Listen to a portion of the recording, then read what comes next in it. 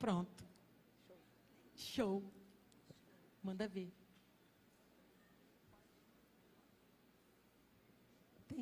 Glória a Deus, a paz do Senhor Jesus, igreja.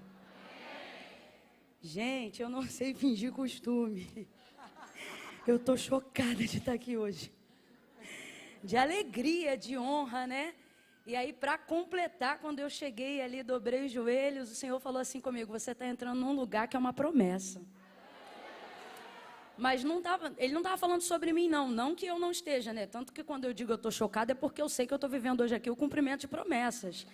Mas quando eu dobrei os joelhos é porque o Senhor falou comigo que esse lugar aqui é uma promessa, né? É o cumprimento de uma promessa, algo que Deus um dia disse e hoje eu estou pisando naquilo que um dia foi verbo e hoje é carne, né? Então, uma honra estar aqui de verdade, né? Se vocês já não fossem tão honrados quanto são, e quando eu digo isso, não falo a nível de igreja, instituição, falo isso porque foi Deus que me apresentou vocês quando eu dobrei o joelho aqui. Porque a gente pode falar da gente, mas é tão bom quando Deus comunica da gente, né? E Deus comunicou da igreja para o meu coração hoje aqui quando eu dobrei os joelhos. É como se Ele dissesse: isso aqui é tudo meu. É como se Ele dissesse: isso tudo aqui faz parte de um plano que um dia eu construí na vida desse casal, sabe? Então, de verdade, é uma honra muito grande, dobrada em razão disso que eu estou falando. E uma honra também em poder estar aqui na igreja do pastor Emerson Pinheiro, da pastora Fernanda Brum. Quando eu digo que eu não sei fingir costume, não é só jargão, é uma realidade. A pastora Fernanda chegou hoje e ela disse assim: olha, estou tão alegre, tão feliz de receber vocês aqui, é uma honra. E eu falei: não, pastora, não é não. E ela foi andando e eu continuei. Aí foi uma amiga que ouviu. Eu disse para ela: não, ela não está entendendo que antes de eu existir ela já era. Ela não está entendendo da minha alegria de estar aqui. Eu disse: a honra é minha de verdade. Eu é que sei o tanto que eu estou sendo honrada, né? Então, Deus abençoe a vida de vocês. É aquela honra mesmo que deixa a nossa boca seca, sabe? Que falar, Camila, eu ouvi sim, só que eu fingi que não ouvi. Coisa linda, tá certo, muito bem. Porque eu fiquei com vergonha, assim, não, sabe? Mas você tá certa, é isso aí. Quem fez certo foi a senhora. Eu é que de vez em quando faço as coisas erradas. Pecado. Glória a Deus, glória a Deus. Deus abençoe. Deus abençoe pastora Ana Nóbrega. Tô falando, tô nervosa, já começa a gaguejar. Ana, te amo, intercessora. Falei: Ana, que máscara é essa? Você tá no Rio de Janeiro, vigia. Como é que você me vem com uma máscara dessa? Tô brincando com a Ana. A Ana ela de verdade é uma missionária. A Ana é transcultural.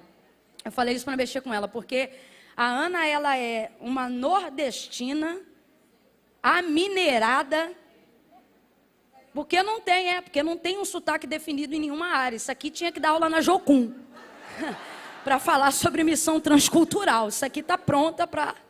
Sensacional, eu te amo. Que bom estar hoje aqui. Quando eu vi que era você que estaria, meu coração teve paz. E a melhor coisa que um ministério pode oferecer para as outras pessoas é a não sensação de ameaça pela autoridade, mas de paz que eu estou sentindo hoje aqui através da vida de vocês. Deus abençoe. Evangelho de Jesus, segundo escreveu João, capítulo de número 4. Foi a palavra que o Senhor confiou ao meu coração para essa tarde, nesse dia. Glória a Deus. Deus abençoe toda essa família, os louvores não, os adoradores, os ministros. Ai, nervoso, Jesus vai fazendo a obra. Os ministros dessa casa.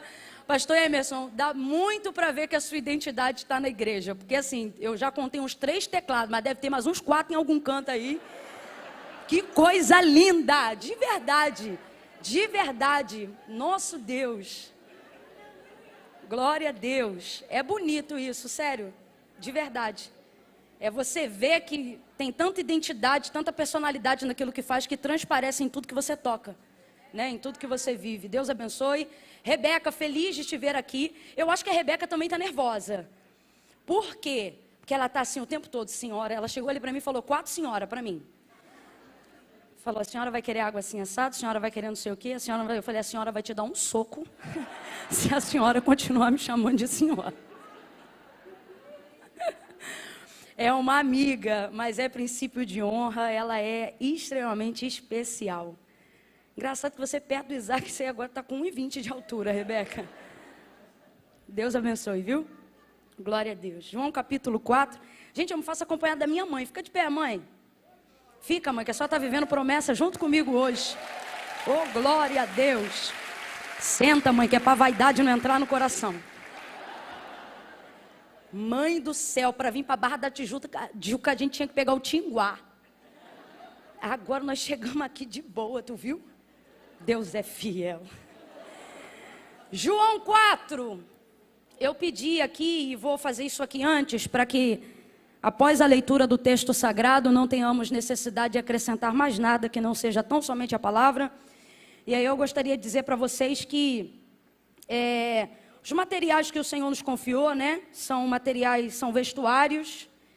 E foi uma forma que Deus nos deu de conseguirmos ser mais ativos e mais relevantes na obra missionária. E como eu estou numa igreja extremamente missionária, a pastora me deu liberdade para poder falar deles aqui. E eu gosto, quando posso, quando tenho liberdade, falar do propósito que essas roupas carregam, porque elas são a forma que a gente encontrou de ser útil no campo. A gente trabalha com esse material há 3 anos. No primeiro ano, a gente investiu em lugares fora do Brasil, África do Sul, Bolívia, países da América Latina. Mas há 2 anos, o Senhor falava comigo que Ele estava inaugurando algo no Brasil e eu quis participar disso. E então, sobre a palavra que diz, feliz é a nação cujo Deus é o Senhor, nós encontramos alguns projetos sérios de base dentro da nossa nação, que estão no norte, nordeste, extremo norte do país, sertão da Bahia e ribeirinhos do Amazonas. E ali a gente tem feito a diferença nos últimos 2 anos, especificamente monetariamente. A gente não leva o produto que é necessário para o lugar. A gente faz um estudo daquela região, do que ela está precisando monetariamente, ou qual é a área de combate, e quanto a gente precisa ter de investimento para combater aquela área. Por exemplo, existia uma cidade de 5.000 habitantes, onde a maior mortalidade ali, né, o obituário alvo ali, era por mortalidade infantil, causa de desnutrição, fome. E graças a Deus, nos últimos 1 ano e 9 meses, criança nenhuma mais morre naquela região desse caso, porque o problema lá não é mais fome, porque como igreja a gente entrou lá, e independente até de credo, de raça, de religião ou cor, e temos feito a diferença na comunidade local. Então a gente cura primeiro, e eles querem saber de onde a gente vê a cura, e aí então Jesus entra, né? Atende o emergencial e depois a gente fala do espiritual. Então eu gosto de falar, não para apelar, mas só porque como é roupa às vezes fala só de moda. E moda, na verdade, você atende a seu preço, a seu gosto e ao seu custo-benefício onde você for, né? Então eu gosto de falar para você entender que não é só moda, mas é uma oportunidade de tornar o nosso amor a missões coerente com as nossas atitudes, tá bom? E aí quando terminar, se você desejar adquirir, vai estar ali no... Não, aqui é muito chique, não dá para falar bazar não. Como é que a gente fala? Na loja. Minha mãe arrebentou, minha mãe falou, vamos inventar uma boutique agora. Vai estar aqui na boutique, aqui do lado. Tem o vestido do leão, que é o queridinho delas. Tá aí, ó, todo colorido. Colocou um tênisinho, vocês já sabem, derruba 10 anos em qualquer idade. Eu sempre falo isso. Tem esse outro que é o que minha mãe está vestindo. E esse aqui tem nas cores azul, coral e verde, que é esse aqui que tá. Pronto. E aí tem a faixa também. Eu falo da faixa o seguinte, a faixa é legal que dá uma cinturada. Tá podendo acinturar, coloca a faixa. Não tá podendo, amarra a faixa no cabelo e deixa solto. Obrigada, pastora, muito obrigada. Tem esse de malha aqui também, ó. Basicão, com malha dobrada. O que é isso? Eu redobrei o fio. Ao invés de ser como se fosse 100%, eu coloquei 200. Para quê? Para não precisar botar forro, que forro é uma luta. Não é? Obrigada, pastora. Vai estar disponível ali na boutique. E aí, se vocês desejarem adquirir, vai ser uma alegria. Diz assim o texto a partir do verso 1 do capítulo de número 4 do Evangelho de Jesus, segundo escreveu João.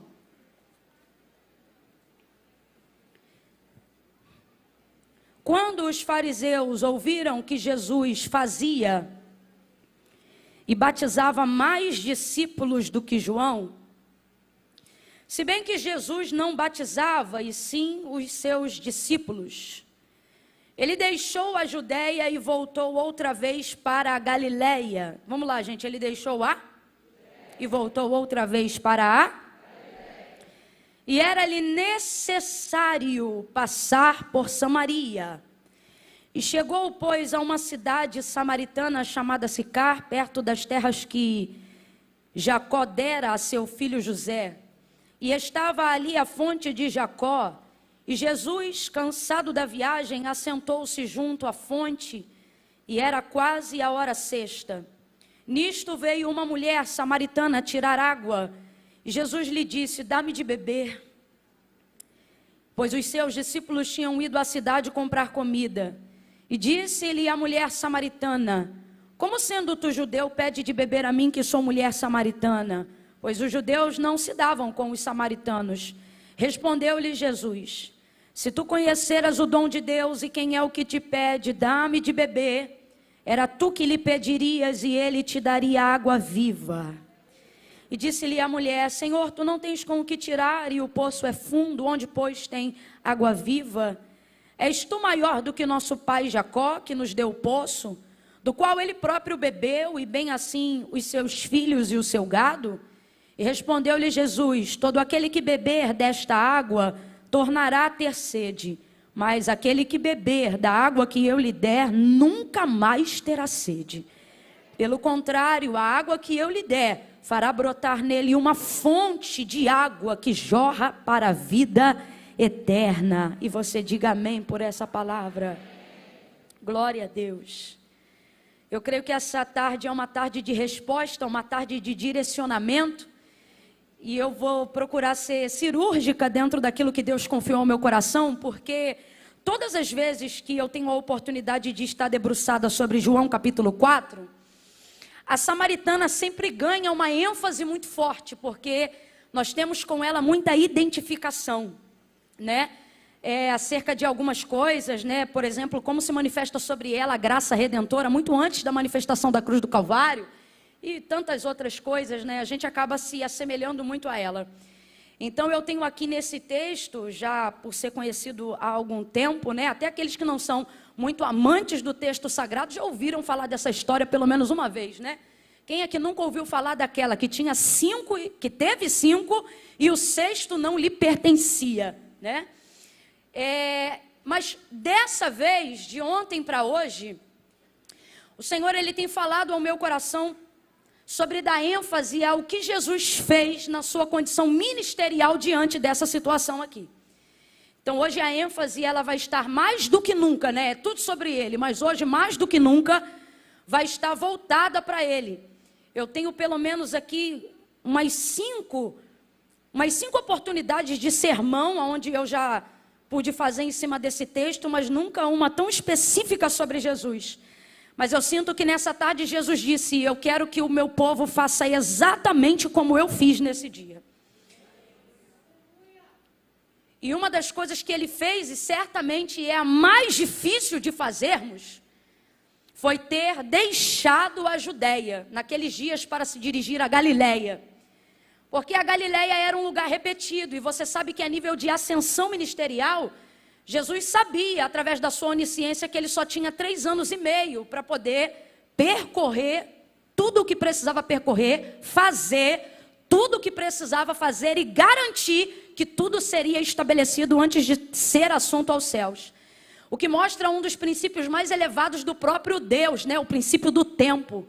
Até o Filho do Deus vivo, o Senhor de toda a eternidade, também tem prazo, também tem tempo. Também se submete a isso, assim como seu pai fez, porque o Deus que poderia criar céus e terra, tudo que existe e o que há, dentro do tempo que quisesse fazer, o livro do Gênesis, independente do apontamento interpretativo, uma coisa é literal, o quê? Teve um tempo, e um tempo onde o próprio Deus inseriu, ele se inseriu e determinou, fez a mesma coisa acerca do princípio do descanso, mesmo não precisando descansar, mas também fez isso porque ele é pedagógico, ele estabelece princípios dos quais, não precisando, também é capaz de fazer. Só para nos mostrar que está nos dando a graça necessária para fazer também, como ele fez. E aí aqui nesse caso, é a mesma coisa. Então voltar outra vez para a Galileia requer passar por um lugar onde ele já havia passado. E chega a ser complexo para a gente tentar imaginar Jesus passar novamente por um lugar onde ele já tinha passado, porque a gente normalmente só volta em lugares por dois motivos, basicamente. Primeiro, se a gente gostar. E o caso da Galileia não era só afinidade pessoal, porque gostar a gente vai ver em João 9, João 10 e João 12, que é quando Jesus deixa claro que retornava à casa de Lázaro, não por necessidade, mas porque os amava.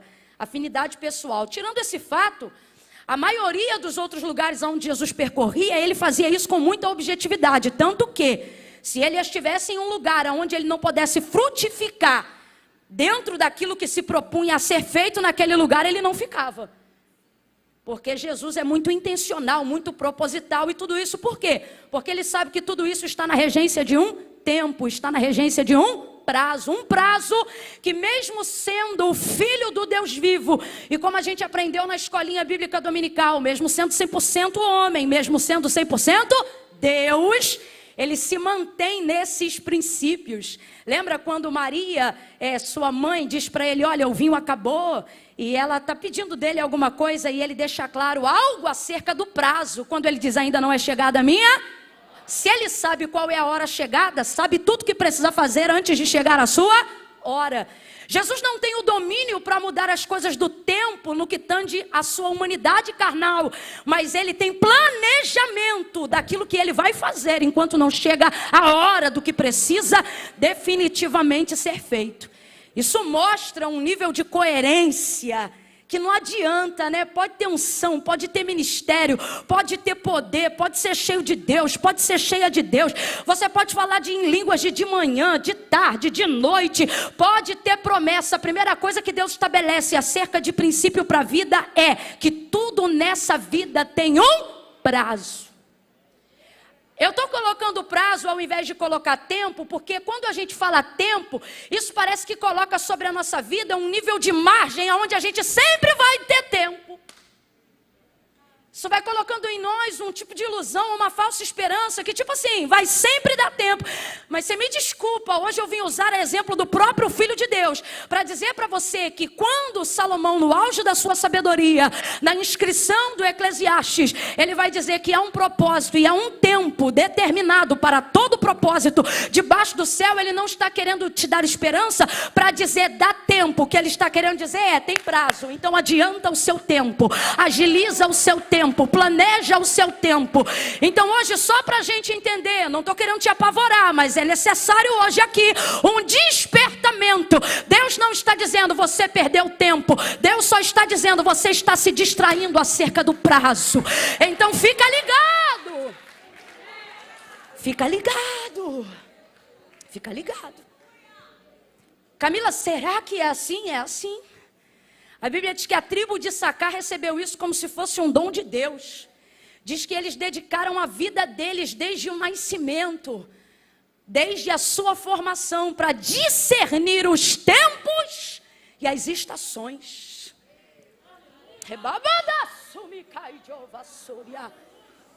E isso dava para eles o quê? O que hoje é mais caro do que qualquer moeda, mesmo que nós estejamos falando de libra. O privilégio da informação antecipada. O privilégio da informação antecipada é o que há de mais caro. Irmão, se hoje eu disser o que vai acontecer na Ibovespa amanhã, a gente arrebenta com o mercado mundial hoje. Porque tudo que existe a nível de moeda, de troca, de venda, de política, de governo, está baseado em uma coisa. O que é informação privilegiada? E o que é informação privilegiada? É saber aonde está um tesouro? O que é informação privilegiada? É saber quanto vai custar o dólar daqui a 4 dias? Não. Informação privilegiada é ter acesso ao que às vezes eu sei que vai acontecer e mesmo assim eu sei que não posso mudar. Mas o fato de saber, ainda que seja antecipadamente, que algo vai acontecer, mesmo que eu não possa mudar. Ou seja, às vezes eu não vou ter benefício em poder mudar uma coisa que eu sei que vai acontecer. Mas se eu souber que vai acontecer, eu posso não mudar o que é fatídico, mas posso me preparar para chegar pronto, para enfrentar, para trabalhar, para me planejar. E esta é a proposta do céu para a terra.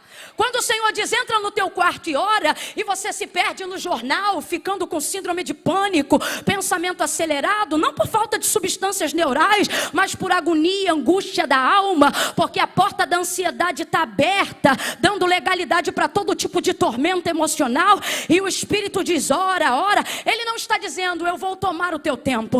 Ele também não está dizendo, eu vou orar porque através da sua vida eu vou estabelecer a paz mundial. Também não, o que ele está dizendo é, entra no teu quarto que eu vou te informar com pelo menos 1 ano que vai aparecer no jornal de amanhã. E aí você vai estar pronto, para quê? Para mudar tudo? Não, porque nem tudo Deus quer que eu saiba para que eu mude. Ele quer que eu saiba para que eu me comporte e chegue pronto, porque quando eu chegar pronto, aí sim Ele vai me usar como referência para que outras pessoas façam aquilo que eu já estava preparada para fazer. Esta é a referência da igreja na terra. É isto que Deus tem com a gente. É isto que Deus tem para a gente. Como quem acelera, faça uma coisa que irrita qualquer pessoa que está subordinada a uma ordem. Camila, você vai irritar o irmão? Vou. Porque a irritação faz parte de quem precisa buscar disposição. Como quem irrita o colega do lado. Camila já falou que não pode tocar, não é para tocar não. Não tem nada que irrita mais uma pessoa do que você subordinar ela a algo que ela precisa fazer assim, ó. Vambora, vambora, vambora. Nada. Só que como a gente não pode tocar em ninguém hoje, a gente vai fazer isso. Vai dar umas 3 palminhas baixinho e vai dizer, bora minha filha. Bora, bora, bora. Havia. Porque Deus não está dizendo que você tem tempo para você se acomodar. Deus está dizendo que você tem tempo para você entender que chegou a hora do prazo. Chegou a hora do prazo.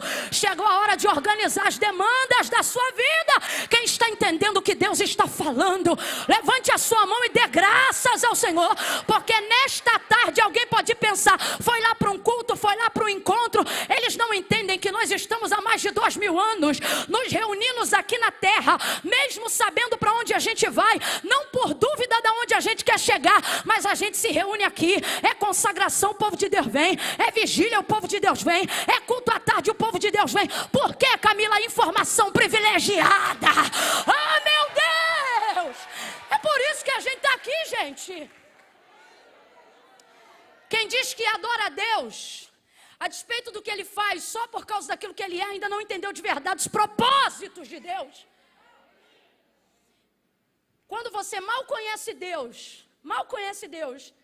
já diz, eu adoro Ele pelo que Ele é. Isso é uma verdade filosófica, mas não é vivida. Porque a única maneira de você saber quem Deus é convivendo com aquilo que Ele faz.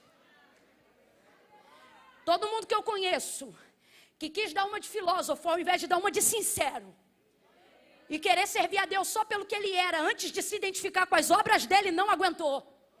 Porque faltou experiência para identificar quem Ele era. É claro que depois de um tempo de maturidade, a gente aprende que aí já não é o que Ele faz. De fato e de verdade é por causa de quem Ele é. Mas a gente só chega nesse estágio depois de se relacionar com as suas obras. Por que que antes de Moisés morrer, quando ele ainda tinha a legislação sobre o povo, Deus diz para ele, Moisés, fala para o meu povo de tudo que eu fiz. De tudo que eu fiz. Fala tudo, faz uma lista. Aí Moisés escreveu. Deus não se deu por satisfeito. Falou, Moisés, vamos fazer o seguinte, Deuteronômio 32, compõe uma canção aí que eu vou te dar. Porque ó, a canção vem para a memória. A harmonia, né? Traz o poder da memorização. Aí ele foi e escreveu uma canção. Tem uma composição, né? O último cântico de Moisés. E o último cântico dele? Ele só falou daquilo que Deus fez. Quando ele terminou de falar, Deus disse, ensina os filhos de Israel a cantarem isso aí. Eu quero que eles cantem isso aí. Se fosse os céticos teólogos dos dias de hoje, eles diriam, essa canção não é boa, porque só fala do que Deus faz. Tem que adorar Ele pelo que Ele é. E eu vejo Deus dizendo, fala para eles o que eu fiz. Ele não disse, fala para eles quem eu sou. Ele disse, fala para eles o que eu. Porque se eles souberem o que eu fiz, será consequência saber quem eu sou. Fala para eles do que eu fiz.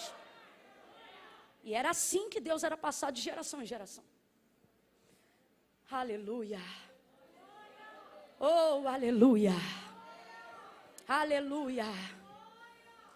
Quando você observa João 4, e eu sei que essa narrativa, ela é muito específica em João, porque tudo que João escreve é muito específico. Eu não sei se é porque João tem a autoestima mais definida. Ele mesmo fala de si no próprio livro, né? O discípulo a qual Jesus amava. Rapaz, esse aqui tem a identidade no lugar. dá a impressão até que Jesus amava mais a ele do que qualquer outro. Mas não é. Jesus poderia até amar todos iguais, mas João identificava isso de uma forma que deixava ele bem resolvido. Discípulo a qual Jesus amava. Aí a gente diz, mas aonde que está escrito assim? Ora, no texto que ele escreveu. É ele mesmo que... E João, ele tem uma outra coisa diferente nos capítulos que ele determinou acerca da inscrição do Evangelho. Ele sempre usa, na maioria das vezes, independente da versão traduzida, a conjugação do verbo no gerúndio, que é o verbo continuativo, para a gente que entende de português, né?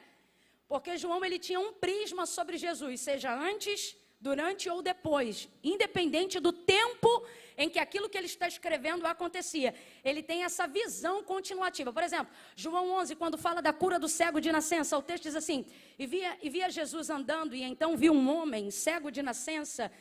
Se você olhar tudo ali em João 9, você vai perceber, quando você lê a história, que você está lendo uma história do passado, mas quando você lê é como se ela estivesse acontecendo na hora que você está lendo.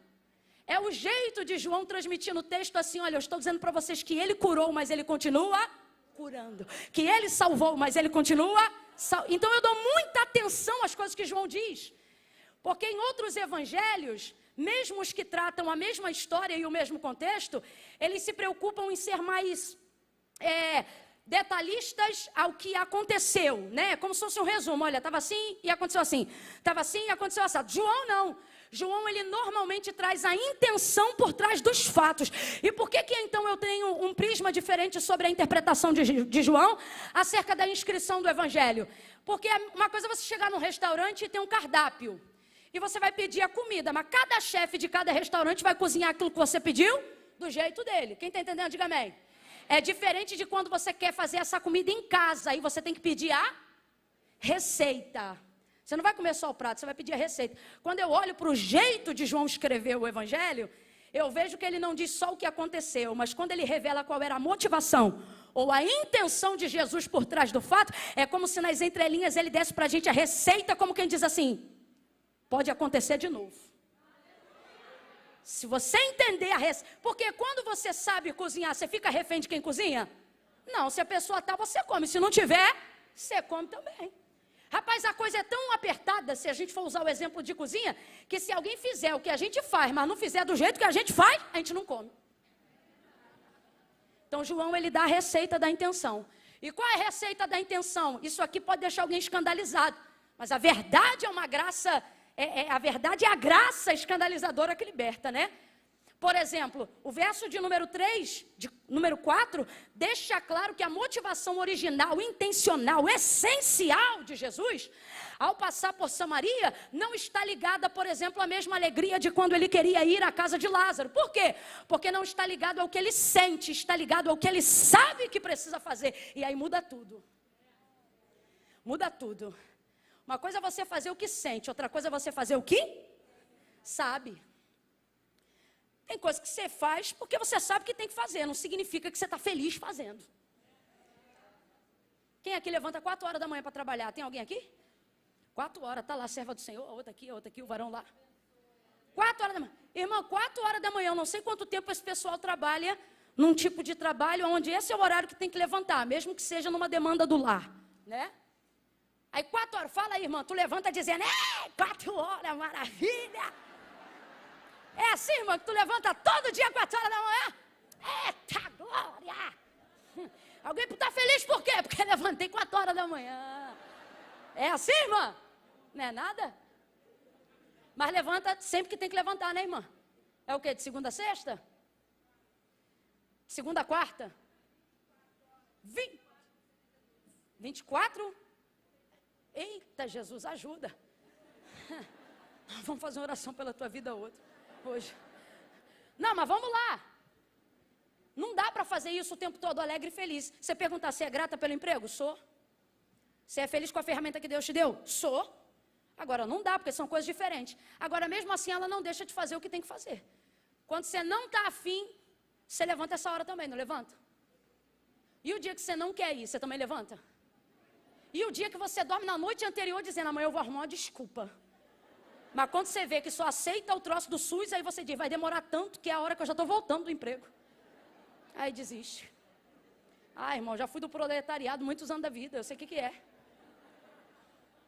No dia que eu me senti um pouco mal, eu falei, tá ruim hoje, mas não estava acostumado ainda com a vida adulta. Aí eu falei, quer saber? Vou ligar para chefe. Chefe, ó, não estou bem não.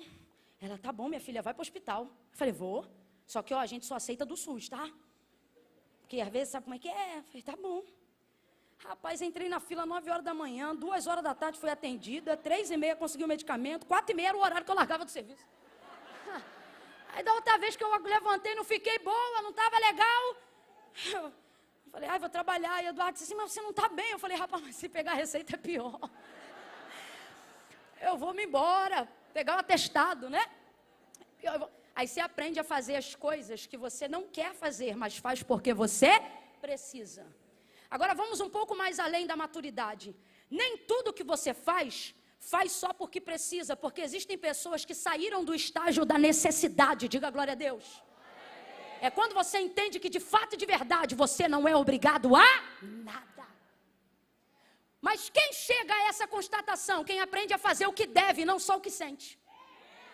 É gente de responsabilidade a quem Deus confia um nível de refrigério, de largueza opcional, aonde ele sabe que essa pessoa vai ter responsabilidade. Para quê, Camila? Para continuar fazendo coisas que às vezes não gosta, mas fará porque deve ser feito.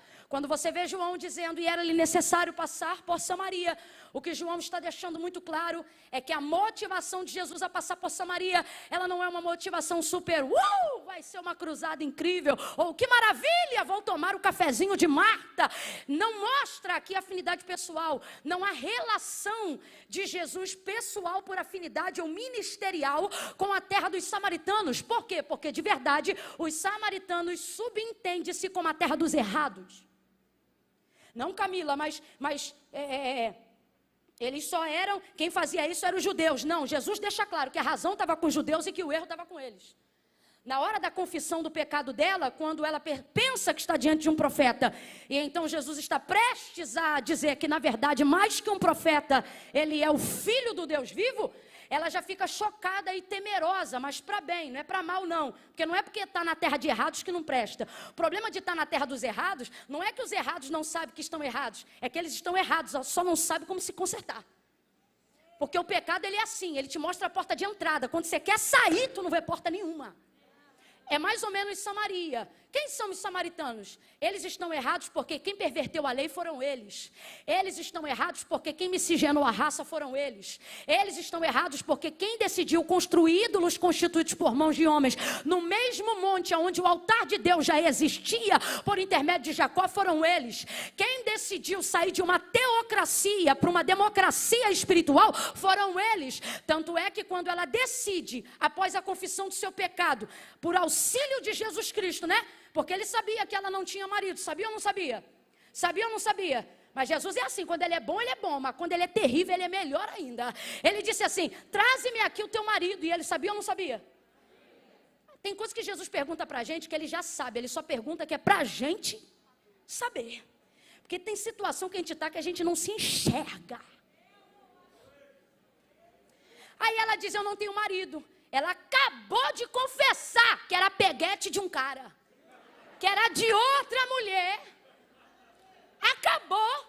Agora eu vou te perguntar, isso que ela falou é bonito? Isso que ela falou é bonito? Mas Jesus olha para ela e diz, disseste bem. Tem hora que dá um... Você fala, rapaz, eu subo um monte, eu viro debaixo da cama, eu boto a boca no pó, eu estou quase comendo pó, para ver se há esperança. E o Senhor, quando estou na tua presença, Ele diz, desce. Hoje eu entendo por que Ele faz isso. Não é que Ele está dizendo desce mais no jejum, porque não tem mais para onde descer. Não é porque Ele está dizendo desce na consagração, que não tem mais para onde descer. Ele está dizendo desce, porque o mesmo lugar que queima o adúltero, o fornicador, o mentiroso, o assassino, o homicida, os que têm orgulho da santidade também vão queimar lá, nesse mesmo lugar. Mas querendo ou não, dá uma revoltinha. Você diz assim, Jesus, não é brincadeira não.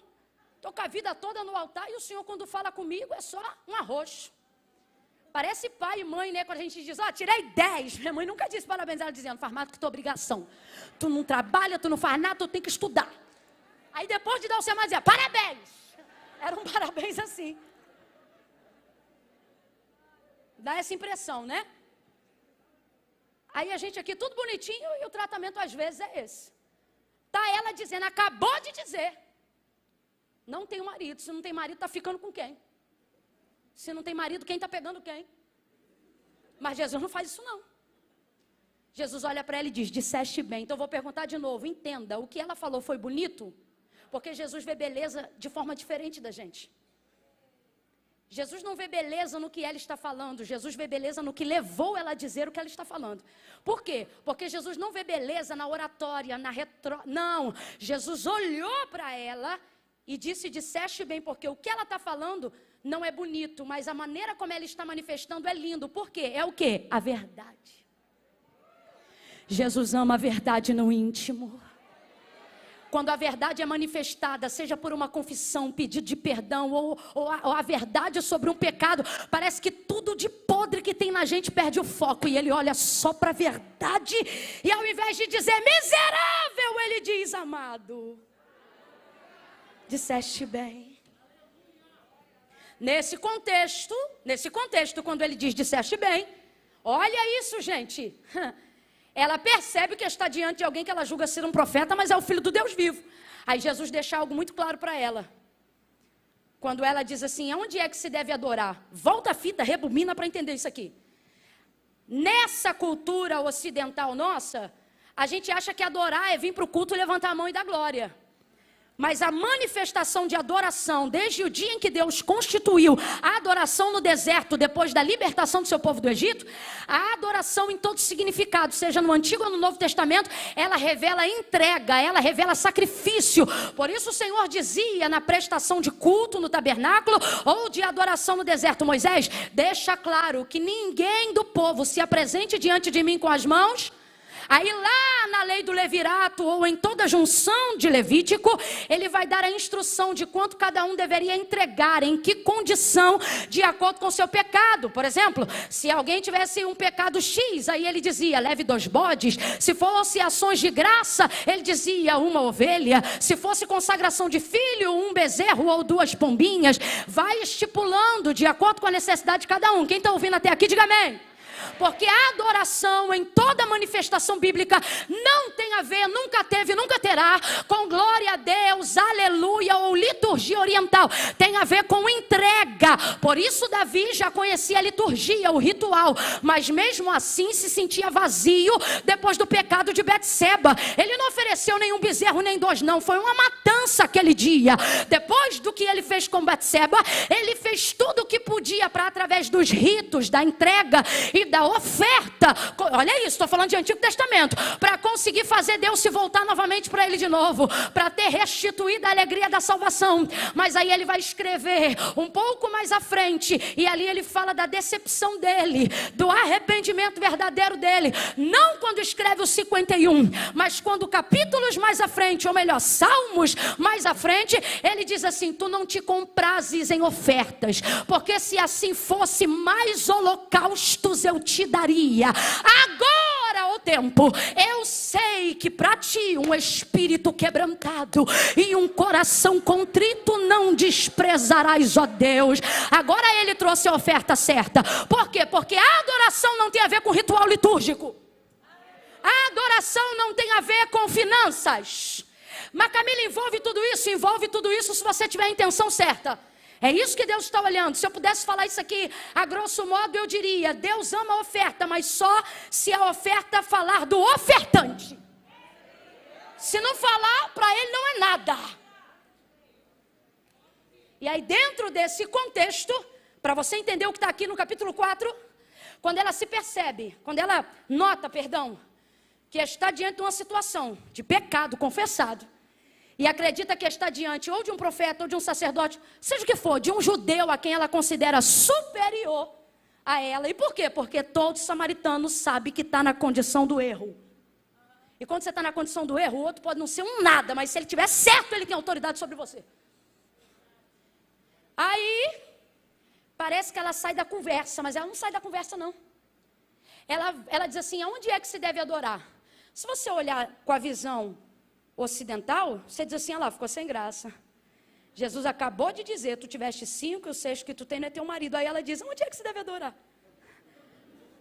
Fica parecendo que ela saiu da conversa. Tipo assim, tem um culto por aqui, deu uma de crente. Porque não sei se tu já percebeu, crente é assim.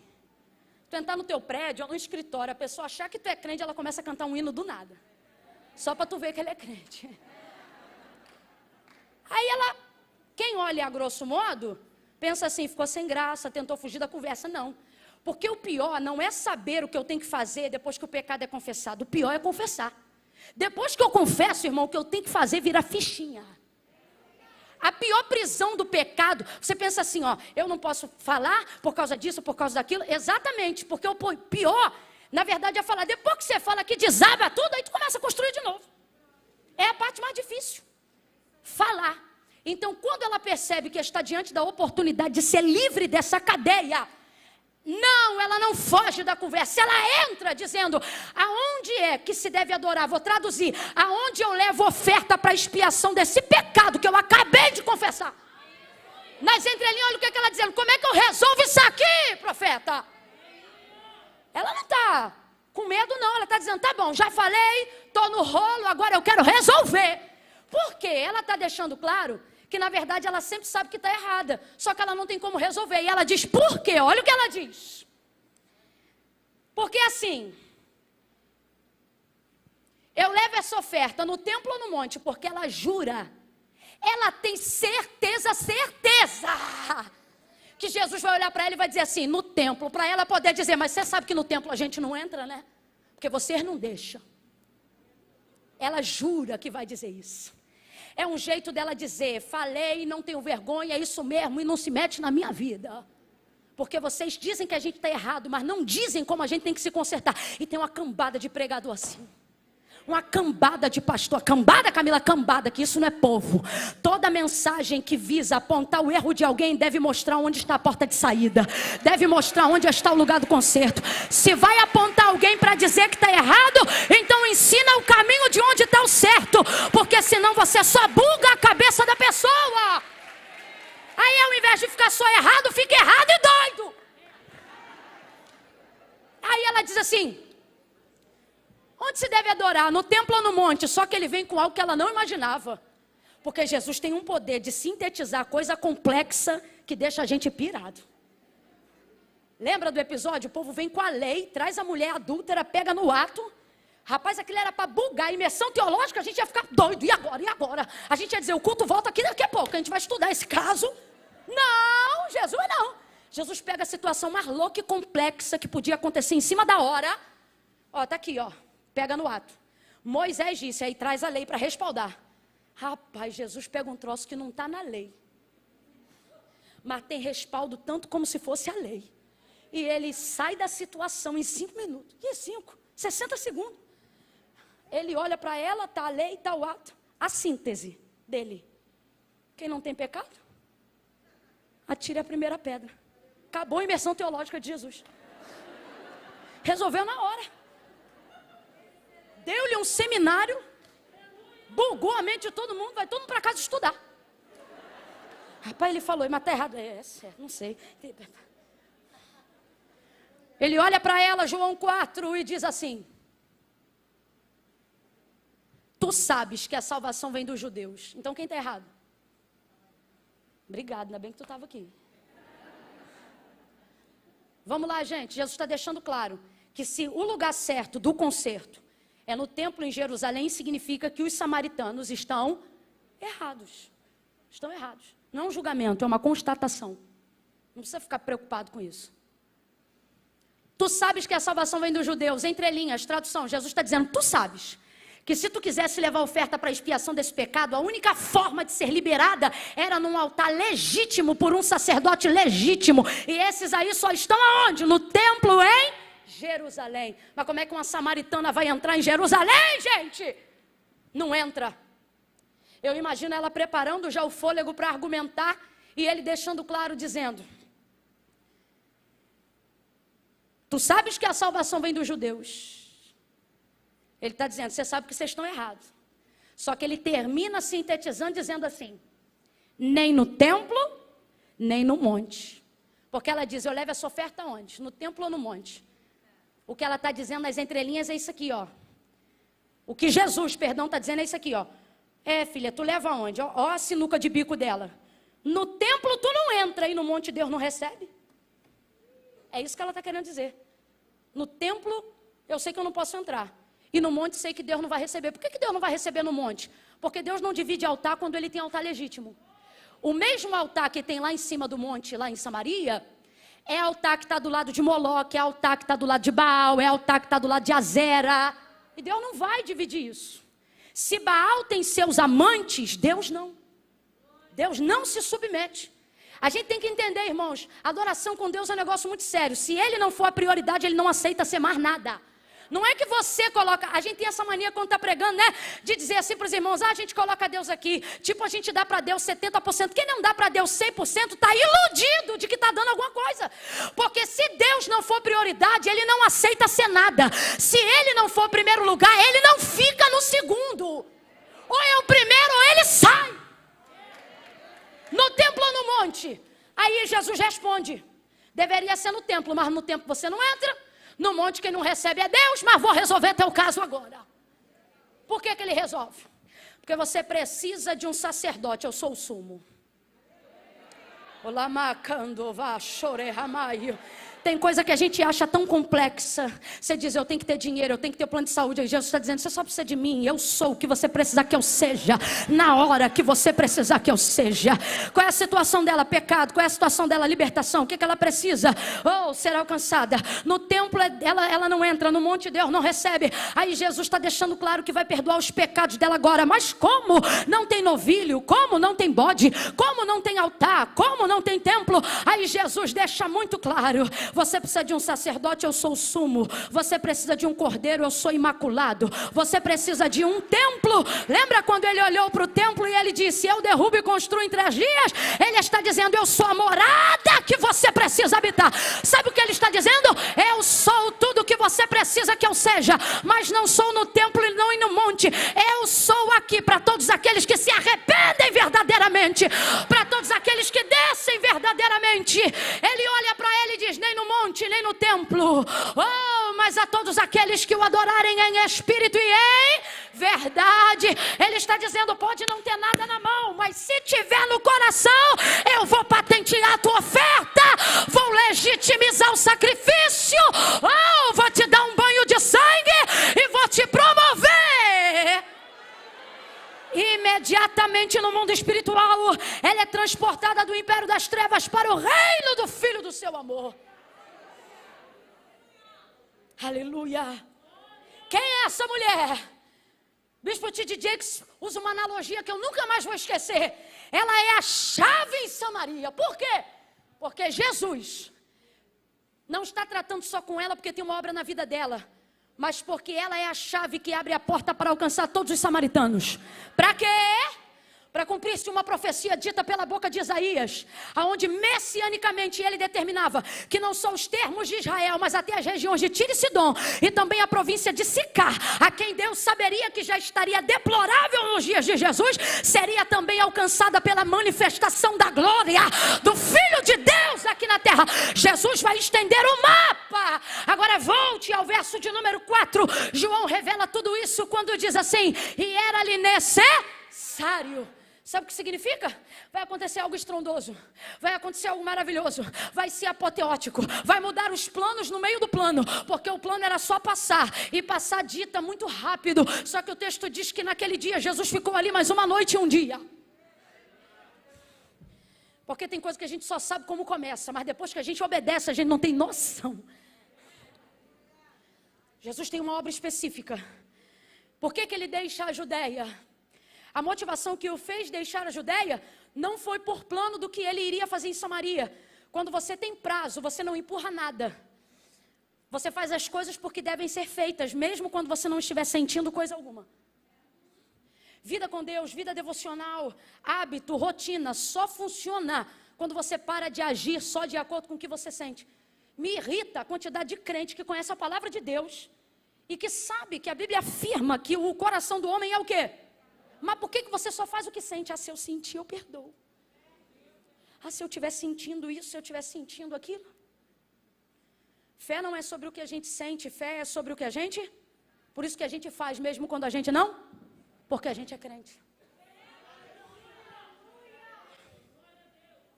Era ali necessário. Por que era ali necessário? Era necessário porque tinha que passar por Samaria? Não. Era necessário porque tinha que deixar a Judeia.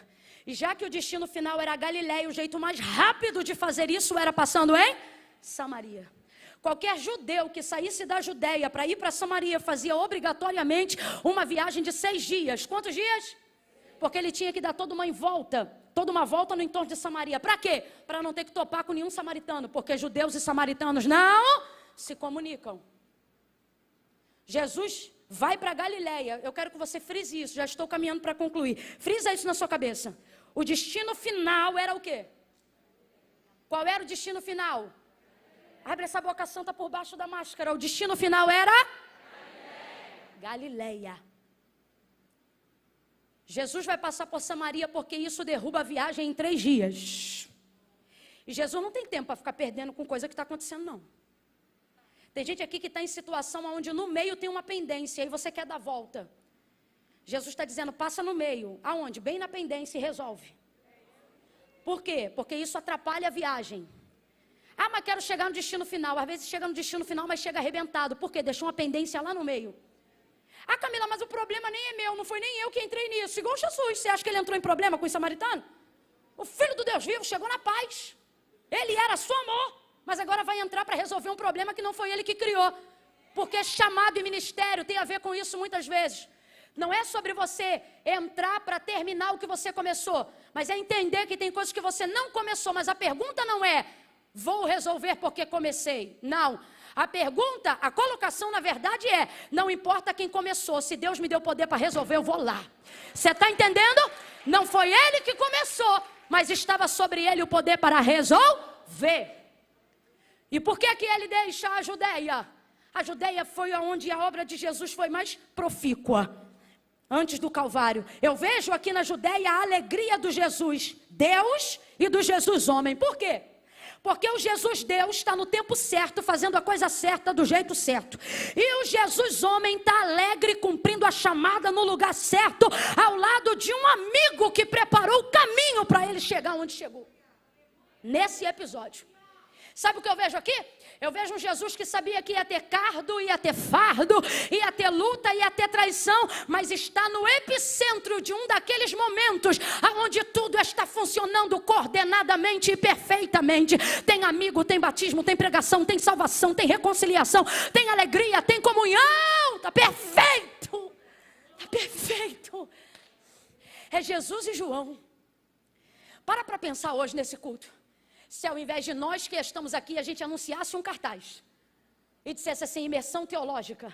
Aonde? No deserto da Barra. Aonde? Na Ipã. Aí você olhasse, dirigente do culto, João Batista, pregador, Jesus de Nazaré. Mano, ia ter gente pendurada nesse ilustre aqui. Pense num lugar onde João e Jesus estão fazendo a obra no mesmo tempo. Do mesmo jeito, com a mesma força, com o mesmo dinamismo. É por isso que o termo que a Bíblia usa, que a palavra de Deus define, é que havia no deserto uma multidão a perder de vista.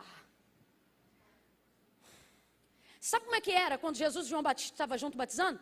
Se eles decidissem falar alguma coisa, a cada 50 compartilhava-se o que falava e essa voz ia reverberando, sem retorno, sem microfone. Então toda a palavra era dita pelo menos 50 vezes. Pensa no poder. E nem tinha batismo do Espírito Santo não, estou falando só ali, ó. O texto diz que não eram poucos, mas eram muitos que batizavam aquele dia. Eram tantos e a coisa cresceu até o ponto que agora quem batiza são só os discípulos. Porque Jesus não batizava ninguém. Só que quando o povo, os sacerdotes, os sumos sacerdotes, os fariseus, começaram a saber do que estava acontecendo no deserto da Judeia, eles começaram a trazer um espírito faccioso de disputa, que sai aonde? Que sai no valor quantitativo e não no mérito igualitário da glória de Deus. Olha o que eles diziam. Os fariseus, quando ouviram que Jesus fazia e batizava mais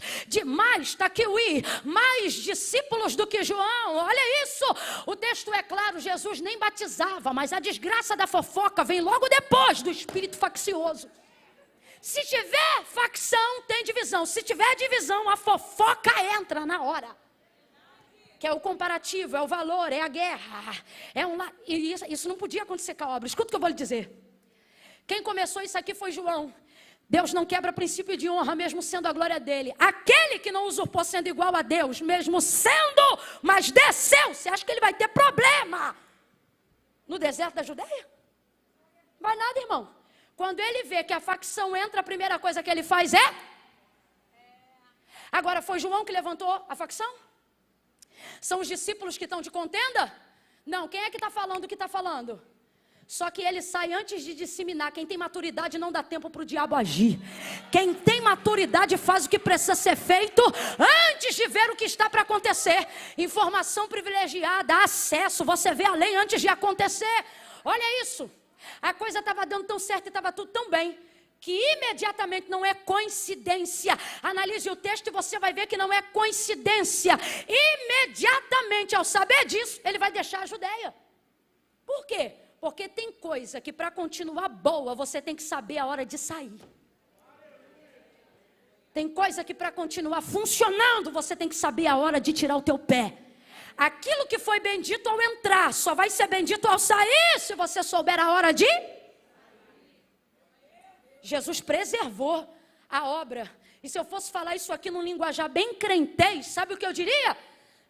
Quem sabe para que foi chamado não disputa. Quem sabe para quem foi chamado não se submete a entrar em facções. Deus está liberando esta palavra sobre nós nesta tarde para dizer: quem tem conversa de facção é fariseu. Por quê? Porque quem não faz nada tem tempo para medir o que o outro está fazendo. Mas quem está ocupado na obra não está. Levante a sua mão. Todo espírito faccioso que tentou entrar na minha mente, na tua e no nosso coração, hoje a gente denuncia no mundo espiritual em luz. Fariseu não vai governar nosso ministério. Importa que ele cresça e que eu diminua. Importa que ele apareça. É maior o nome de Jesus Cristo do que o nosso. Deixa ele brilhar. Ele deixou. Oh, aleluia. Deixou.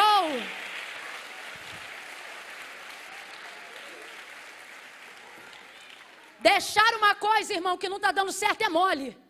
Quem é pastor é que vai saber dizer isso aqui. Eles entram pelas portas assim: Deus mandou eu vir aqui. Soprou um ventinho. Ó, Deus mandou eu sair. Eita, mas esse Deus que tu serve é de confusão, hein?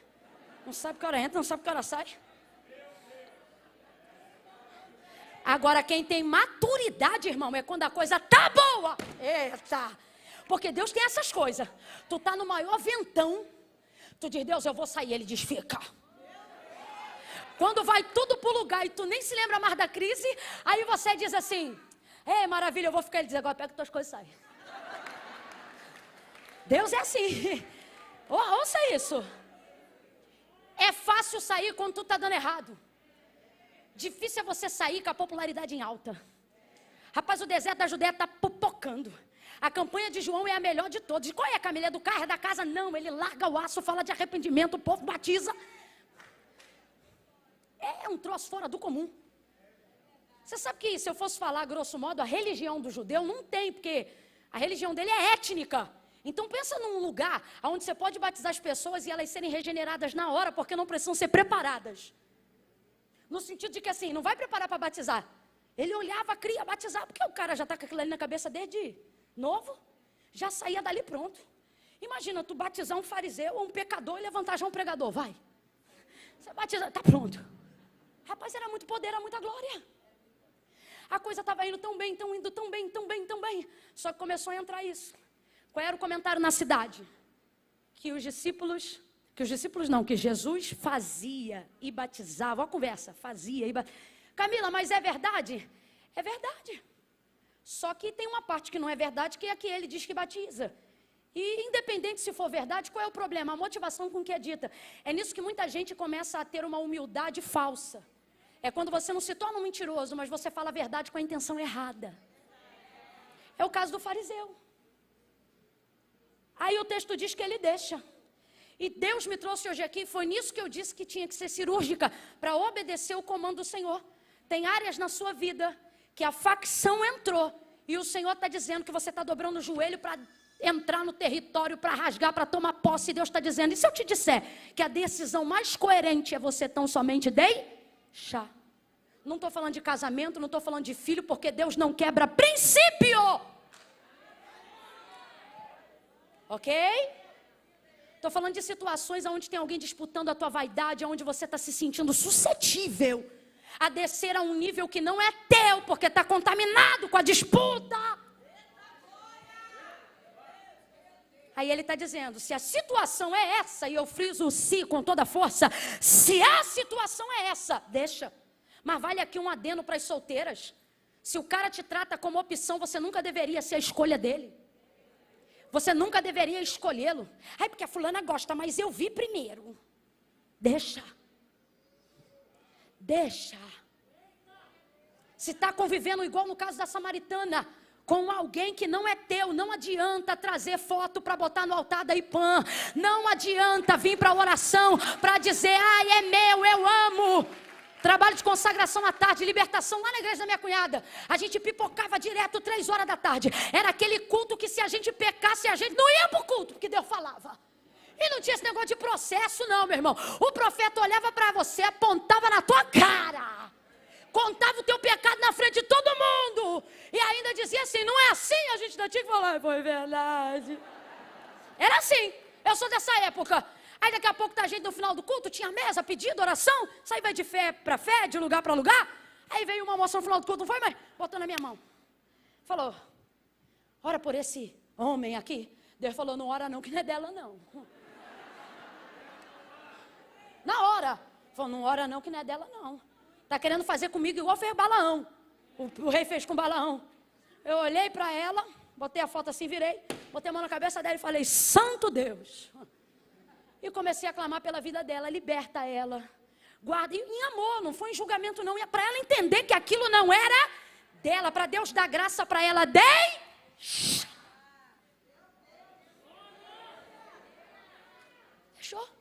Aconteceu nesse dia um negócio que eu nunca mais esqueci. Era a única foto que ela tinha na Bíblia. Ela foi-se embora e não lembrou de pegar a foto de volta. A foto ficou lá. No cesto de oração. Nunca mais. E não é porque, não, ela foi-se embora, nunca mais foi na igreja, não fez mais a campanha, esqueceu da foto. Parece essa aqui. Quando você entende o prazo e a vontade de Deus para a tua vida, aquilo que era prioridade muda de lugar. Não é o ponto principal, mas vale a pena o comentário. A mulher chega com um cântaro, ela quer água, briga para não dar água. Jesus não precisa de água, mas pede água. No final ele não bebe água, ela não puxa água. Todo mundo está saciado sem tomar um gole d'água. Ela reclama, vai ouvindo, ela reclama porque não queria dar para ele o cântaro, porque judeus e samaritanos não se comunicam. Ele estava disposto a beber do cântaro dela, mas do cântaro dela ninguém bebe. Porque se judeu não me dá moral, também não vou dar moral para judeu. No final das contas, não puxa água, ninguém toma água, ninguém bebe água, está todo mundo satisfeito e o texto diz que ela larga o cântaro. E entra na cidade sem cântaro. Se você entender o tempo, você vai ver que as prioridades mudam. Que o que agora parece importante, que o que agora parece que é tudo na sua vida, Jesus reputa a nada, se você entender a sua hora e o seu tempo. Deixou a Judeia, Camila, mas a obra estava muito boa, e para continuar boa ele teve que deixar. Fale aí, para continuar boa ele teve que deixar. É isso aí que Deus está dizendo para algumas pessoas aqui. Se você não gravou nada do que eu falei em todos esses tanto de minuto, Deus está dizendo para você, se você sabe o que é, deixe hoje. Deixe aqui agora. Deixe no melhor lugar onde você pode deixar algo. Deixe no altar do Senhor. Deixou. Deixou para ir para onde? Vou me rasgar todinha aqui. Ana, ora por mim. Deixou onde, gente? Deixou tudo lá na Judéia. Para ir para onde, gente? Para onde? Galileia. Mas aconteceu tanta coisa em Samaria, que a impressão que a gente tem é que ele deixou a Judéia para ir para... É porque eu frisei a Galileia, mas se eu te pego desprevenido, tu diz Samaria. De tanta coisa que aconteceu em Samaria. Agora, geograficamente falando, preste atenção que isso aqui é interessante entender. Sabe o que é Galileia? Galileia está na região norte. Judeia, subentende-se sul. Samaria, nessa linha geográfica, representa justamente o lugar do meio. Então, olha que bacana. O lugar que Jesus está indo representa o norte. Quem já teve uma mãe brava? Aleluia. Já deve ter ouvido pelo menos uma vez na vida, ou um pai dizer assim: toma um rumo para a tua vida, toma um norte. Tua vida precisa de um norte. Porque norte é rumo. Aonde a bússola fica travada quando você quer uma direção? Ela define qualquer lugar a partir do norte, que é o alinhamento.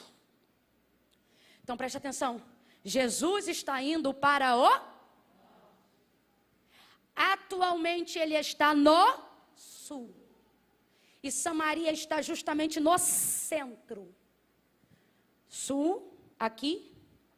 Vamos lá. Sul aqui. Ah, não, vou botar o azeite no norte. Norte aqui. Sul aqui. Samaria. Bem no meio. Jesus, água viva. Ele está aqui. Ele está indo para onde? Isso. E agora ele está onde? Então ele quer chegar aqui. Esse é o destino final. Completa aí, galera. Esse é o destino final. Mas no meio tem a terra dos errados, que é o centro, que é Samaria. Tu acha que é coincidência ela está justamente no... É ruim, hein? Toda pendência sempre está no meio. Sempre. Quisera que as pendências fossem no final. Ah, já cheguei mesmo? Ah, a gente não resolvia era nada. Mas Deus bota as pendências bem aonde?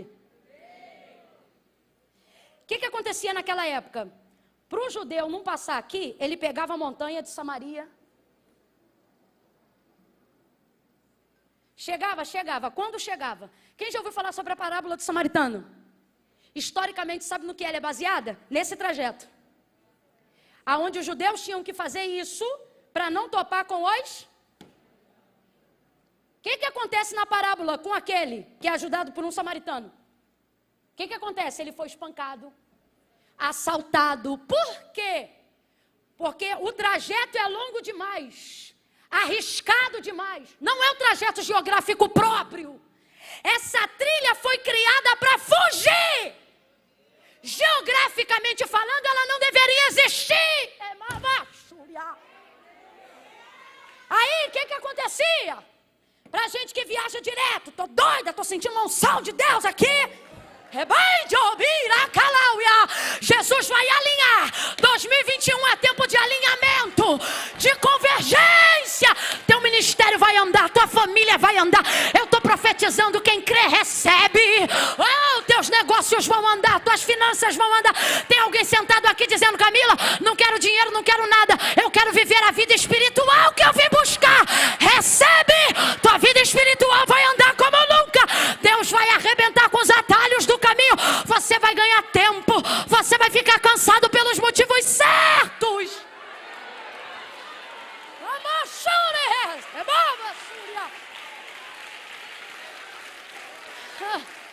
Aí o que acontecia? Como é que eu faço minha mala para viajar? Minha mala é estratégica. Eu conto assim, ó. Quantos dias eu vou ficar fora? 4.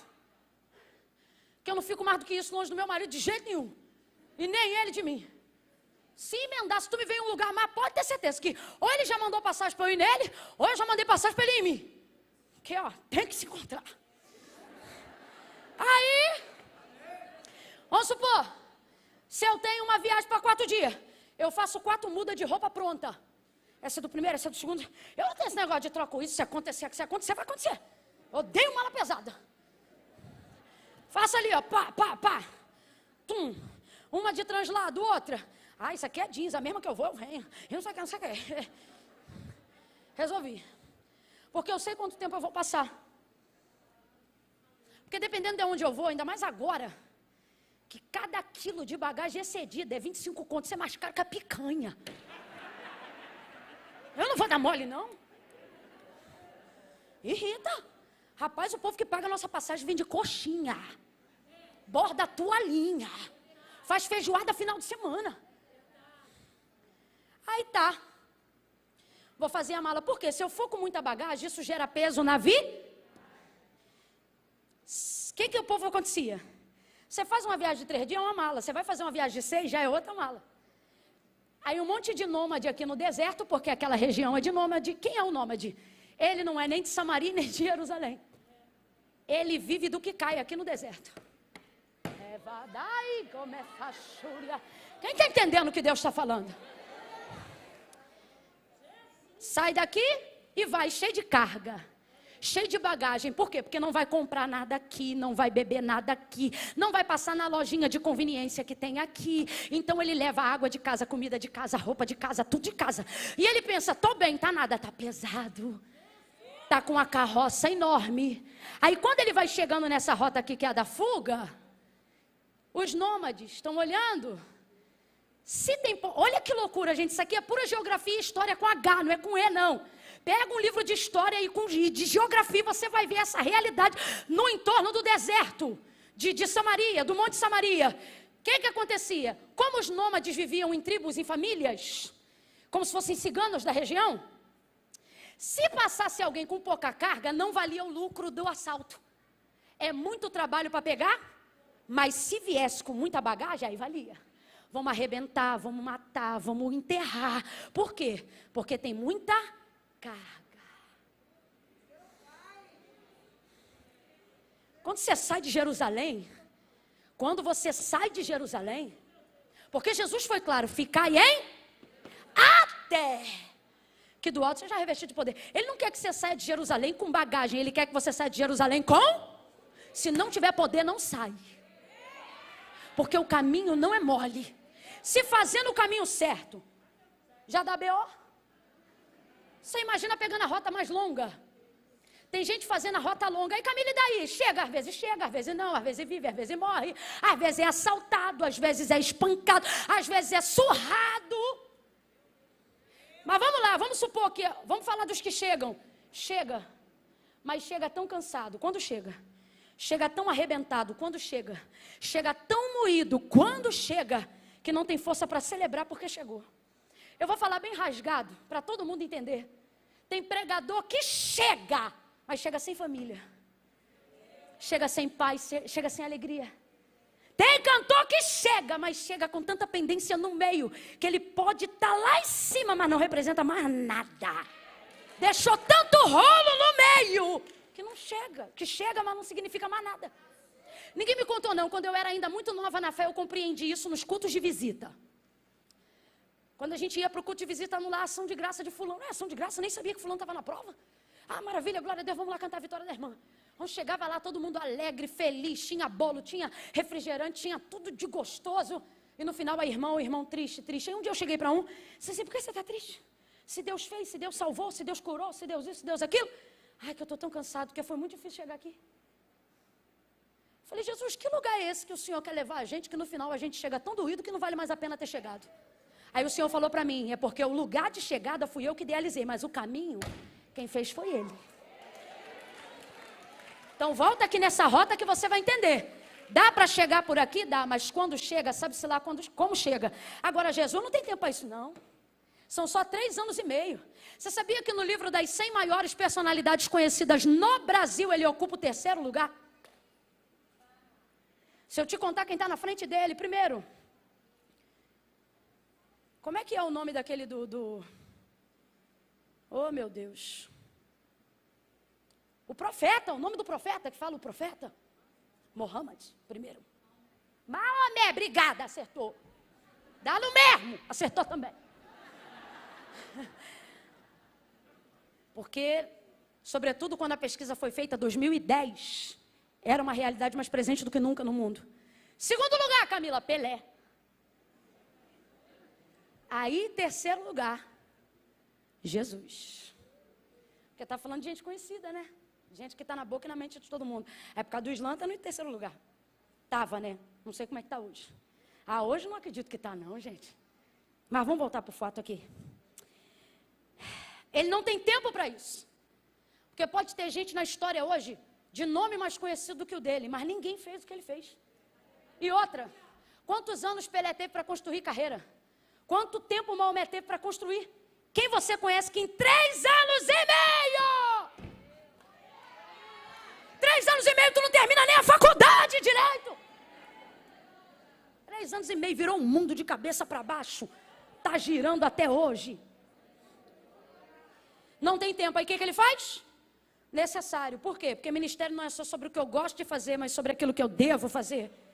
Vai ser necessário? Vai ser necessário. Está felizão, Jesus? Não posso afirmar como é que ele estava, mas posso afirmar que João, pelo menos segundo a perspectiva dele, colocou Jesus na posição de alguém que necessitava. Vai ver, foi do próprio João e não do próprio Jesus. Fato é, ninguém queria passar por lá. Tanto que Jesus sabia que eles não estavam preparados para esse momento que inventou lá na hora. Inventou não, mas disse para eles, vai comprar comida na cidade. Porque não estavam prontos para ver o que ia acontecer ali agora. Tem gente que anda contigo, mas não está pronto para viver o nível que Deus quer te levar. De vez em quando tem que dar um perdido. Ai, estava onde? Estava por aí, estava por aí.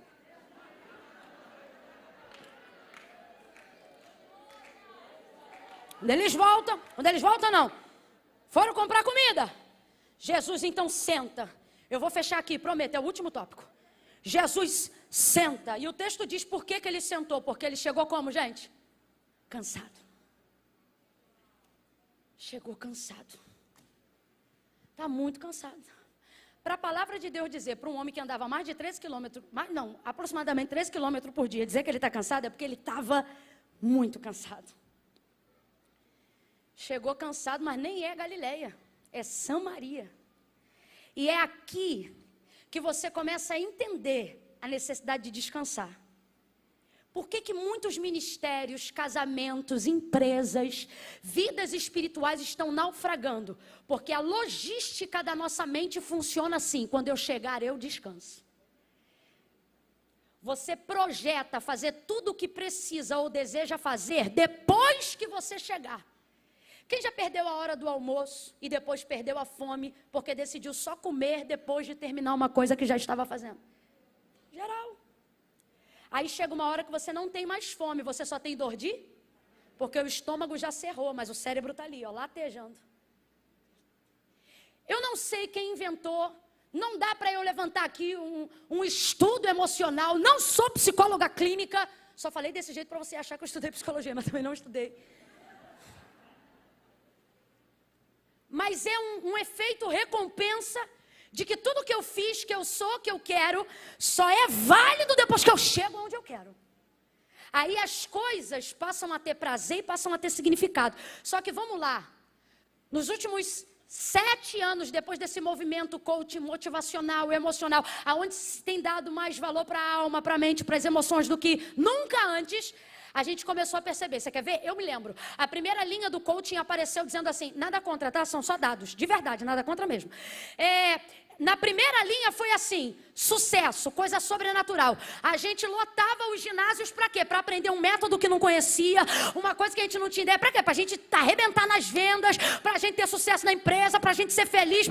De 3 anos para cá, mudou. Agora a ideia é rotina, hábitos, paraná. Por quê? Porque começamos a entender que como a vida é uma jornada, o ideal não é você esperar para ser feliz, mas ser feliz enquanto vai para lá. Sim ou não? É a melhor maneira, é a mesma coisa. Quando Deus chamou Abraão para sair da terra dele e ir para uma terra que ele ia mostrar, ele disse para Abraão qual era a terra? Ele disse para Abraão qual era a terra? Era a mesma terra que o pai queria chegar, era a promessa antiga Canaã. Mas Deus falou para ele? Não, Deus não falou para ele não. Porque para Deus não importava necessariamente aonde ele ia chegar, mas importava o jeito que ele ia fazer a viagem. Tudo que Deus tem para cumprir na nossa vida, Ele pode fazer cumprir do dia para a noite. Quem está entendendo, diga amém. E por que Deus não faz? Porque Ele não está preparado para nos dar? Ou porque nós não estamos preparados para receber? Agora, Camila, esse não receber significa que nesse intervalo de tempo, Deus tem que me provar, me humilhar, nada disso. Sai desse misticismo religioso desgraçado. De que para ser profeta tem que ser pobre. De que quanto mais de Deus, menos dente na boca tem que ter. De que para ser vaso não pode ser assim ou assado. Sai disso. Isso é misticismo religioso. O que Deus deixa claro é que nesse intervalo de tempo, você vai poder desenvolver com Ele o que nós chamamos humanamente de relacionamento. Camila, mas Deus ama a todos igualmente. Há alguma coisa que eu possa fazer para que Deus me ame mais? Não. Há alguma coisa que eu deixe de fazer para que Deus me ame mais? Também não. Deus vai amar do mesmo jeito. Porque isso não tem a ver de como Deus se relaciona com nós, isso tem a ver de como nós. Então, Camila, o amor de Deus por todos é igual? Igual. A oportunidade salvífica é igual? Já foi, totalmente. Eu digo já foi porque já é. Agora, a maneira como cada um se relaciona com Deus não depende de como Deus serve Ele, depende de como Ele serve a Deus. O que eu estou dizendo? Quando Deus chama Abraão para sair da terra dele e ir para a terra da promessa, vamos dizer assim, Deus podia trazer a terra, se quisesse, para Abraão onde ele estava. Só que Deus vai fazer com Abraão algo que Ele quer fazer com todo mundo a quem Ele quer dar o destino da jornada. O quê? Ter Ele no trajeto. Por quê? Porque a alegria não é chegar lá para dizer eu tenho. Porque isso não é garantia de que você vai continuar tendo. Quantas pessoas você conhece que tiveram promessa, Deus cumpriu, mas não tem mais o Deus que cumpriu? Fala a verdade, fala a real. Por quê? Porque não souberam fazer com Deus relacionamento enquanto iam para lá. Você quer ver? Eliseu prometeu a Sunamita um filho. Ele disse, tu conceberás e darás à luz a um filho em cabo de 1 ano. Ela teve um filho, sim ou não? Quando a gente acredita que o menino tinha ali quase 12 anos de idade, que era o tempo que ele podia sair para ir para o campo, para o trabalho do pai, o texto diz que nesse dia o menino morreu. Agora eu te pergunto, é responsabilidade de Eliseu ressuscitar o menino? Não, ele disse que o menino ia nascer. Nasceu ou não nasceu? Viveu ou não viveu? Mas quando o menino morreu, ela foi atrás do homem de Deus. Agora eu vou te perguntar de novo, ele tinha obrigação de ressuscitar Eliseu? Perdão, o menino tinha obrigação? Não, mas ele ressuscitou sim ou não? Sim ou não? Porque isso ali não tinha a ver com a promessa, tinha a ver com um relacionamento de mais de 15 anos. Ele entrando, comendo, vivendo ali com ela, com o esposo, com a família. Olha como é que relacionamento com Deus é importante. Ter a garantia de que algo que Deus falou vai cumprir não é o melhor. O melhor é saber que Ele vai me dar manutenção, jeito de administrar. Porque se tudo que Deus promete para a gente é maior do que a gente, porque não fala sobre a nossa capacidade, fala sobre a dele, significa que eu por mim mesma não tenho condições de gerir nada que veio de Deus para mim, não tenho. Humanamente falando, não. Quantos ministérios sucumbiram debaixo da própria glória? Quantos sucumbiram debaixo da própria sabedoria? Fala aí, minha professora que está aqui com a gente. Quantas pessoas sucumbiram debaixo da própria genialidade? Gente que a gente olha e não reconhece mais. Não porque não tem, mas porque mesmo tendo não é mais. Por quê? Porque se Deus te deu algo ou falou que vai te dar, é algo muito grande, é algo que nem cabia em você. Mas é Ele que faz caber, Ele que dá o jeito dele. Então veja, o negócio não é você chegar. O negócio é você saber o que faz depois que chega. O negócio é você saber se você teve no tempo que andava relacionamento o suficiente para agora fazer disso uma vitória e não um peso. Porque quantas pessoas vivem hoje debaixo de um peso? Porque estão tendo que suportar sozinhas aquilo que Deus disse que era junto. Por que Moisés está num vale com o povo? Canaã é subida e o Senhor diz, eu vou fazer eles herdar. Sabe o que Deus está dizendo? Vou fazer vocês subirem daqui para a terra de Canaã. Mas Moisés diz, se a tua presença não for, sabe o que ele está dizendo? Eu prefiro ficar aqui nesse vale, aonde tem a tua presença, do que ali em Canaã, aonde o Senhor não habita. Aí Deus diz assim, olha isso, Deus diz assim, Moisés, então tá bom, minha presença vai contigo para te fazer descansar. Sabe o que Deus está dizendo? Nem coluna, nem nuvem, só você vai saber que eu estou. Moisés vai? Não, porque ele não dá conta desse povo rebelde sozinho. Aí ele diz assim, se a tua presença não for conosco, não nos faça sair daqui. Tempo de relacionamento. É isso que determina. Sara fica maravilhada, porque quando ela vê o leite saindo, é que ela descobre que o Deus que deu o filho também deu o leite. Porque quando Deus diz, vou dar o filho, você só pensa no filho, não pensa na manutenção. Quando alguém diz assim, vou dar o carro, tu esquece do IPVA, do seguro, tu esquece até que tu não tem garagem. Tu esquece até que não tem carteira. Só que Deus está dizendo, se fui eu que te prometi uma coisa, eu não sou igual o pai que faz o filho e larga. Ele está dizendo, não, quando eu te prometer o filho, eu vou te dar leite. Se eu te prometi o carro, eu vou te dar uma casa com garagem. E se eu te prometi o carro, eu vou te dar o combustível. Ai, Camila, é que eu estou num vento, é porque foi você que comprou. Porque quando é Deus que dá, Ele traz manutenção àquilo que Ele entrega. Volta para o texto e a gente vai encerrar. É que a terra aqui é muito fértil, pastora Fernanda. Aí a gente fica assim jorrando, perde a noção das coisas. Mas a mensagem é prazo, vamos terminar no prazo.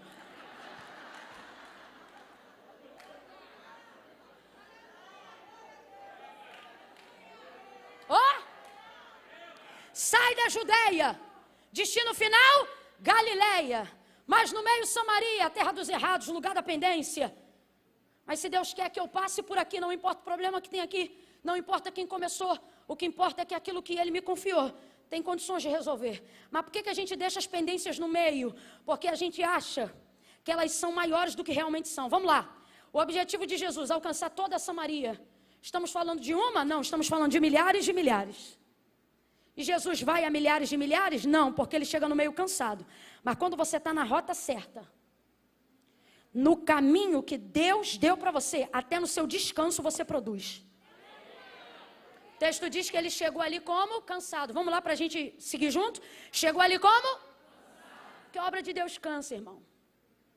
Cansa. Mas isso não significa que é ruim. Está na hora de você aprender isso. Cansaço se tornou uma palavra pejorativa, quando na verdade ela deveria ser consequência de um resultado. A gente faz tudo que não deve e diz, ai, foi o cansaço. Ai, que eu estou cansado. Realmente é.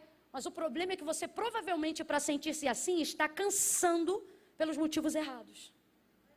E o problema não é cansar. Porque quem aqui já deitou num dia que conseguiu fazer tudo o que tinha para fazer e sentiu cansaço, e ao invés de sentir tristeza, sentiu orgulho. Falou, eita rapaz, eu já arrebentei. Eita que eu sou uma mulher pau, mulher maravilha, sabe de nada. Quem já sentiu isso? Qual foi o homem que tinha um cronograma de um dia que parecia ilógico, mas você deu conta, fez até o que não estava no plano. Quando você deitou na cama, você disse, rapaz, eu sou macho. Vou te falar. Ficou? Porque o problema não é ficar cansado. O problema é saber o que está nos... Qual é o motivo do cansaço? Jesus chegou cansado, mas ele está triste? Está acabado? Está desistido? Vai cumprir o ministério agora. Cansado. Chega e senta no poço. Por quê? Porque o cansaço não revela quem eu sou. Ele só manifesta como eu estou. Está na hora de você entender definitivamente, já ouviu isso 1001 vezes, vai ouvir de novo. Que como você está não tem poder determinante de sobre quem você é. Está cansado, mas ainda é Jesus, irmão. Está cansado, mas é o Filho do Deus vivo. Está cansado, mas está na rota certa. Está cansado, mas está no lugar certo, na hora certa, fazendo a coisa certa.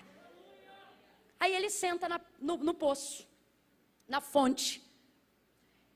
A mulher é a única que ele precisa alcançar para alcançar os milhares. Agora, se ele chega ali e diz, nossa, estou tão cansado, ainda tem que salvar essa cidade toda. Ele ia ter força? Mas vê, quando você está na rota certa, Deus faz com que aquilo que você está buscando chegue em você. Quando eles... eu vou liberar essa palavra, quem entender, receba.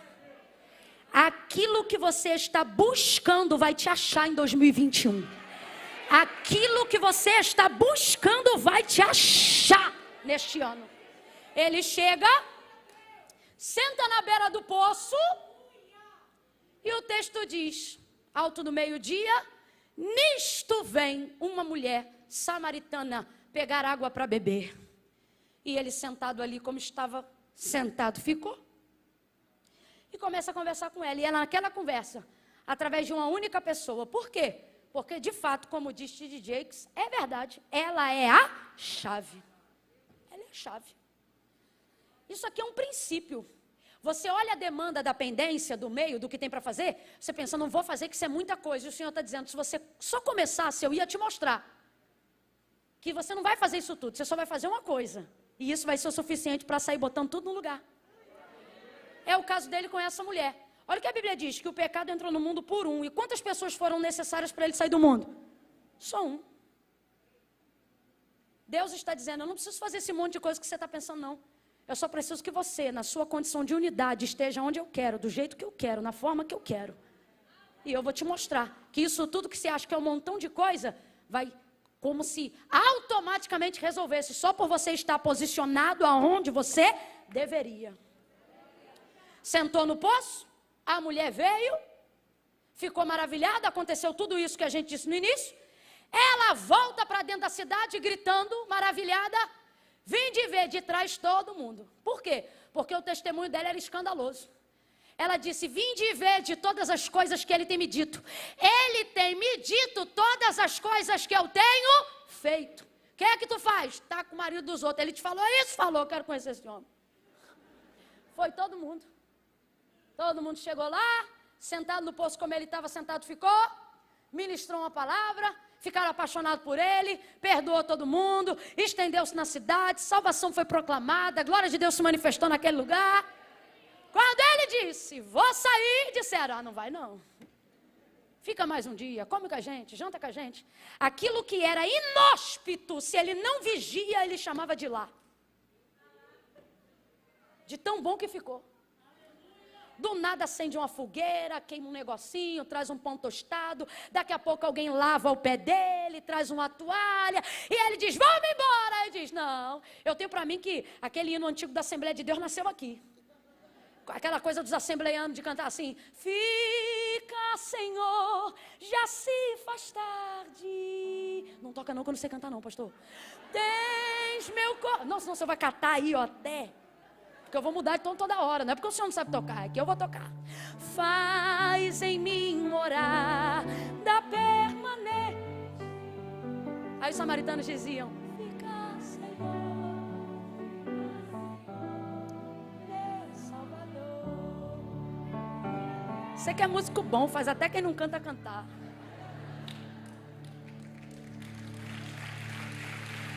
Aleluia. Aleluia. Ai, Camila, eu estou cansado. Você acha o quê? Que era imersão, não era surf, não. Era imersão. A Bíblia diz que quando o corpo está cansado é porque a alma já abasteceu o suficiente. Salomão diz isso. Quando ele diz que o estudo é enfado da carne, significa que quando aqui cansou, é porque aqui dentro já tem o suficiente para armazenar. Olha isso, gente. Pode continuar tocando, pastor, para a gente terminar junto. Que eu estou me achando com o senhor tocando aí.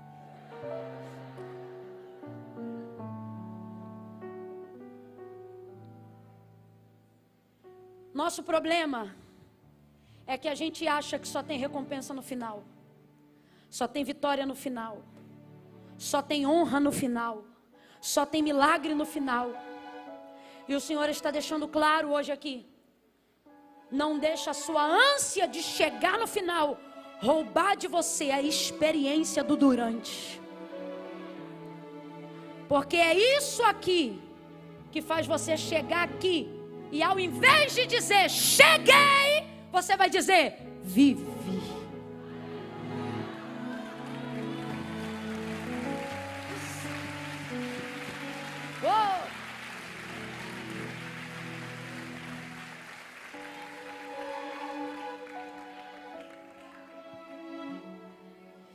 O lugar que você imagina ser inóspito para Jesus foi o lugar que ele encontrou o descanso. Preste atenção. Você não precisa descansar no final, porque você já chegou. É aqui que você precisa descansar. Aonde, Camila? No meio. Olha para mim. Deus me trouxe hoje aqui basicamente para dizer: você não precisa desistir, você só precisa descansar. Só que você não reconhece o lugar do descanso. Por quê? Porque nele tem uma pendência. Como é que eu vou descansar com esse problema no casamento, Camila? Como é que eu vou descansar devendo o tanto que eu estou devendo, Camila? Só que Deus está dizendo, neste lugar da pendência, você vai ver um poço. Nesse lugar da pendência, você vai identificar a água. Nesse lugar da pendência, eu vou te mostrar. Assim diz o Senhor nesta tarde para alguém. que este lugar que parece inóspito não é só problema. Aí também tem amigos, aí também tem comunhão, aí também tem fogueira, aí também vai ter lava-pés, aí também vai ter água, aí você vai encontrar casas, aí você vai fazer amigos. Mas se você só quiser chegar, você vai perder isso aqui. Israel só queria chegar, os hebreus só queriam chegar e não entenderam o que Deus estava fazendo no deserto. Josué e Caleb entrou, já estavam de idade, mas estavam maravilhados. Caleb pronto, sabe por quê? Parece que eu vejo Caleb numa cadeira de balanço. Isso sou eu que estou falando, tá? Uma cadeira de balanço. E os netos, os filhos, os netos, os sobrinhos chegando, dizendo: e aí, vovô, como é que foi? Conta aí pra gente como é que foi. Ele não contava o dia que chegou. O dia que chegou era o final da história. Ele contava como é que saiu água da rocha. Ele contava como é que era pegar maná de manhã cedo. Ele contava como é que o vento soprava do Oriente e no dia que Moisés tocou na água, ela abriu. Ele contava sobre como a glória trovejou no Sinai. Vovô, isso tudo foi em Canaã? Não, foi bem no meio, enquanto a gente vinha para cá. Não despreze o meio, não despreze esse momento da vida. Não fique pensando que este lugar que hoje você precisa descansar é o lugar da derrota. Ele está dizendo: é nesse ponto da vida, é neste ponto da vida que eu vou te dar paz em meio à guerra. É neste ponto da vida que você saberá o que é a paz que excede todo entendimento. Se tem alguém que enquanto eu pregava identificava o meio de alguma história, fica de pé do teu lugar num salto de glória.